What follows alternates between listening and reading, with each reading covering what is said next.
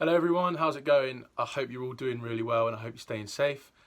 This is Zack here from Pathways, and today, because it's Thursday, we're going to be doing another one of these A to Z of higher education videos. I really hope that these have been helping you out. I hope that you've been learning a lot more about some of these terms, some of this jargon that surrounds higher education, which may be completely new to you, or there may be terms that you're missing out on learning a little bit more about, because obviously the schools are closed at the moment, so you're not able to have these careers and guidance lessons that you may have been having before.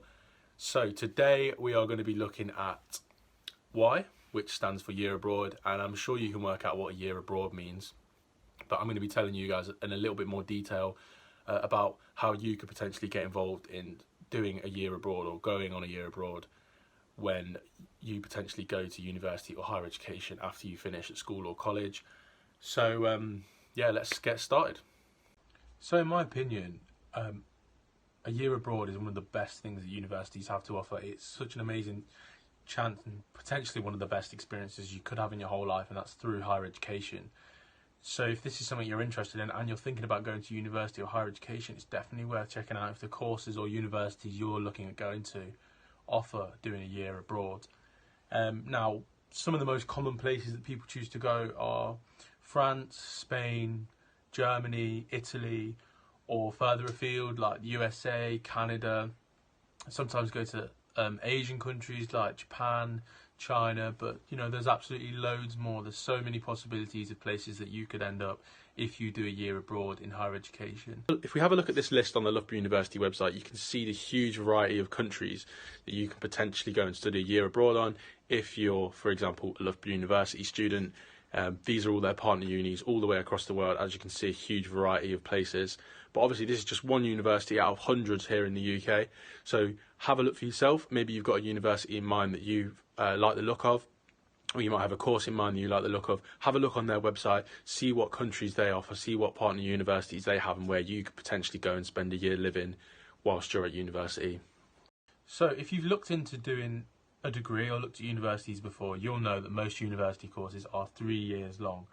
Now, you can either stay in the UK, complete your 3 years and then graduate, which is when you finish university, or sometimes you might get the chance to, after your second year, go on a year abroad before you come back and finish and do your final year back here in the UK. So like I said before, there's loads of different places you could potentially go to, but wide range of courses offer this chance to do a year abroad. So the most popular one is languages. So if you're studying a language, for obvious reasons, it's quite a good idea to go and do a year abroad, especially so for instance if you're doing French, you might go and study and live in France for a whole year, or another French speaking country, which is really going to help improve your grasp of the language because you're going to be constantly surrounded by native speaking French people.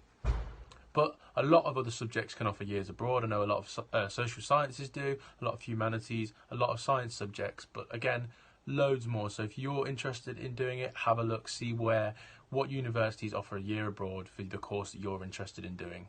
So what are the benefits of doing a year abroad? Well, like I've explained, it's an absolutely amazing opportunity. It's something that could potentially be life-changing. You're going to meet loads of new people. You're going to completely immerse yourself in a new culture, try new food. You know, it's not just a holiday. You're not just visiting somewhere for a week or two. You're going there for a whole year. You're really going to experience what life is like in that country.